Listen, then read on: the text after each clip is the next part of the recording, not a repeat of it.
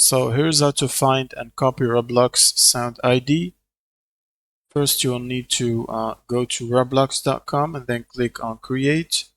Now go to Store, and then under Audio, click on Audio, and then look for the soundtrack or the sound that you want to use in your own experience.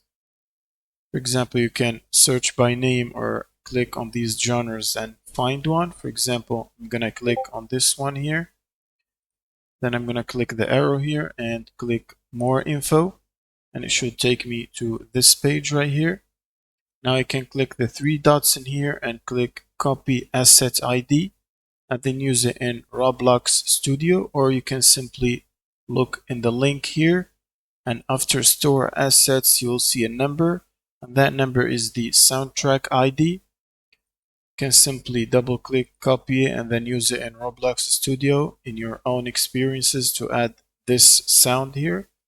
Thank you guys for watching, and subscribe.